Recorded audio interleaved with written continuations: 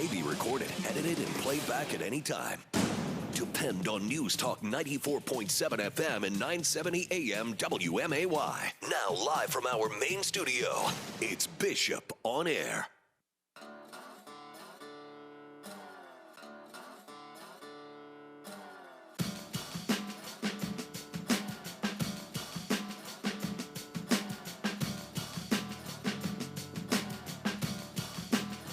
All right, News Talk 94.7 and 970 WMAY. It's Bishop on Air.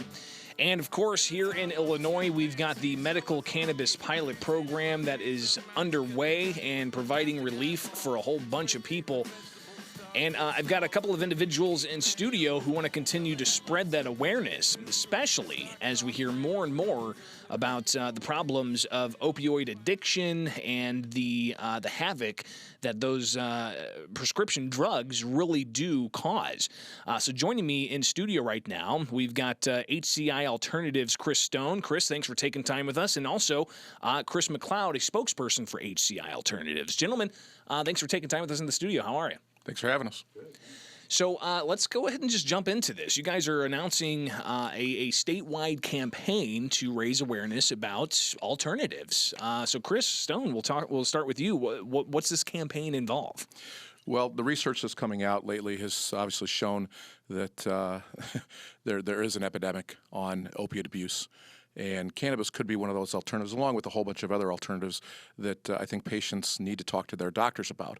One of the things we want to do is be able to start the discussion and to be able to advertise the ability for them to talk to their doctors, patients talk to their doctors, and doctors to start doing the research on the fact that there are alternatives to being able to not prescribe opiates for pain relief.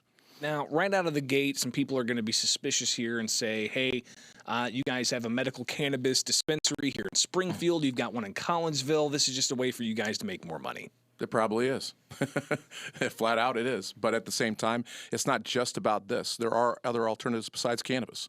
I made the comment that ice compression machines are a great way for pain relief, especially when you're talking about post-operative, pain. I used one last year. Game ready machine. It was awesome.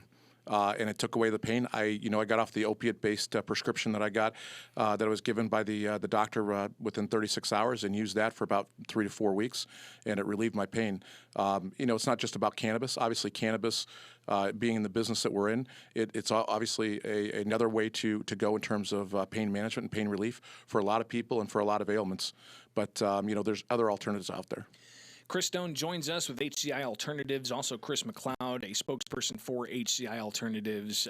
Give us a snapshot of what people can expect to see with this awareness campaign to highlight the problems with opioid addiction and what kinds of alternatives there are for patients. Sure. So actually, I was just thinking about this morning as I was driving over. When we were talking about this, when this idea came about, my job with HCI is to, promote the company. And we could have done that in a lot of different ways. But when Chris and I sat down with some other folks at HCI, we started talking about ways that we could share patient stories because you guys in the media constantly are asking me, hey, can I talk to somebody who uses this? I want to put a face to this. I want to have a human interest component to this. And as we started talking to patients, it was very clear that while a lot of them have their own individual, health journey, their health issues, and make no mistake, you're not lucky if you get to use medical cannabis. You're unlucky. I've never used medical cannabis because I'm lucky that I don't have a health ailment that would allow me to. But as we started talking about this, it became clear that a lot of these folks have the same general, they were looking for the same general thing. It's, I have these health ailments, and the best thing that they could prescribe me was X, but it did all these other things that I didn't want it to do to me. And a couple of them that you can talk to. One of them in particular said, "Yeah, I was addicted to this. I was addicted to opiates," and He's clean. I mean, he's off of them now, and he replaced it completely with this particular alternative. And so we decided to share those. We decided to share those stories. Obviously, they are more than willing to share their story to educate the public. We're going to share them on billboards. You'll be able to see their faces on these billboards, and then you'll be able to go to the website and actually read about their actual story. It's very powerful to hear the personal accounts of how their lives for decades were just rocked by whatever ailment they were diagnosed with, and then the pharmaceuticals they're prescribed. But then all of a sudden here in Illinois, another option opens up for them. And to hear those stories is pretty impactful. We're talking with Chris Stone from HCI Alternatives and also Chris McCloud, HCI Alternatives spokesperson, about a statewide campaign. And Chris McCloud just talking about billboards that are expected to pop up, featuring the faces and the stories of some of these people. Where are we going to see these billboards? Yeah, we're going to see them all over the state. They'll go as far north as Chicago, Cook County, Cook right? County, all the way to the Quad Cities, all the way south to the Metro East St. Louis area, even further south, Vandalia, all the way over to Champaign, and even south on 57 there. I mean, it's pockets of what we would consider higher traffic areas along the highways, but also on state routes as well. I mean, there's going to be over 20 to 25, depending on the float, but 20 to 25 different billboards, along with obviously the information, the testimonials on our website as well as in social media. And I would say that is another kind of answer to your question, and it's a great question. Hey, look, you guys are in the business of making money. Of course we are, but where we have these billboards in a lot of cases are way out of our market. I mean, we're not going to attract a patient from Chicago. It really just is about about sharing this and education on the entire industry's part. 8:14 now with News Talk 94.7 and 970 WMAY, talking with HCI Alternatives in studio. Chris Stone and Chris McCloud joining us and talking about a statewide effort to raise awareness about alternatives to not just opioids, but a variety of other medications. And as we've heard, different ailments from fibromyalgia, which is a severe pain that seems to be uncontrollable, to multiple sclerosis and things like that, and just debilitating types of conditions that people are finding relief using medical cannabis with. But is this just targeting the users and those who are finding relief, and maybe some policymakers, or are we also looking at informing the doctors who are the ones that are ultimately recommending or not recommending cannabis? I always said that it was always the doctors. Don't get me wrong. I mean, you want patients to be educated, but really the doctors are the ones that patients go to in order to be able to get a, what I consider to be an expert opinion, right? Most patients don't know about different opiates, don't know about different prescriptions, don't know about different ailments. So you want the doctor, you want to be able to talk to the doctor, and we want the doctor to be educated on what the alternatives are. So I always looked at this before we even opened up our doors day one, is say, how do we get to the doctors? How do we get them educated so that that they can actually converse, intelligently with their patients, and to be able to give them the potential for alternatives? There are not a lot of studies out there in the United States on cannabis. A lot of studies, overseas. But we don't have a lot of studies because it's a Schedule I drug, so there's not a lot of research.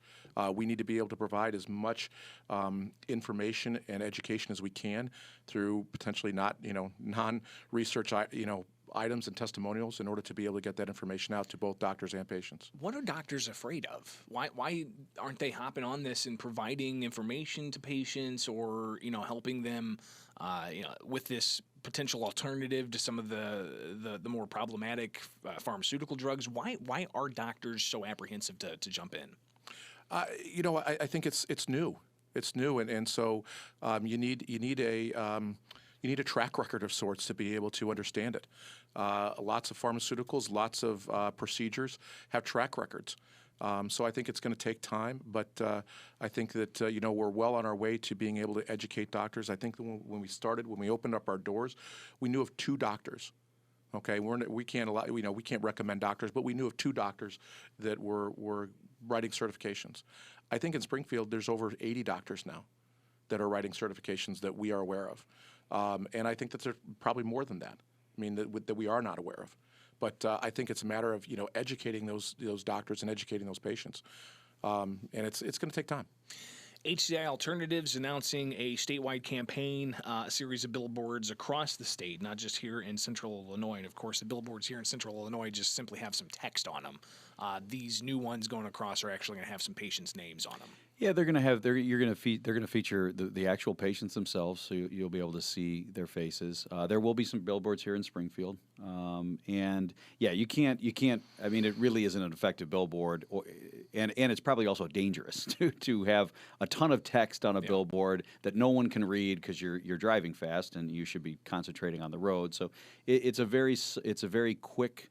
Kind of easy to digest message, which is I got my life back, with medical cannabis, and again, that's what these folks turn to. There are other folks that are turning to other things too. But back to Chris's point, yeah, I think we're lack of education, and fear, because at the end of the day, I think the one thing that people keep coming back to is, well, it's not been it's illegal by the federal government standards. So anybody that deals with the federal government, including radio stations, television stations who are licensed by the federal government, we see that from broadcast media all the time too. Is, hey, we'd love to be able to advertise with you, we can't because we deal with the federal government and we're just not sure, and that's fine. I mean, this is a slow roll, and it's supposed to be. Mm-hmm. It's supposed to be that way.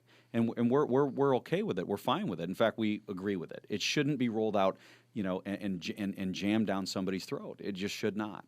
And so I think slow education, and you're just seeing society change its tune. You're seeing it all the time. Yeah, what was once taboo is starting to become more recognized as an alternative to provide an immense amount of relief for people. Okay. Chris Stone, Chris McCloud, HCI Alternatives. If people do want to see this campaign and they don't see the billboards anywhere, where can they see this campaign online? They can go to www.mynewmeds.com. Be able to look at the website, obviously the information, the research on it, as well as the testimonials from the various patients that are going to be featured on the billboards, and in some of the forums.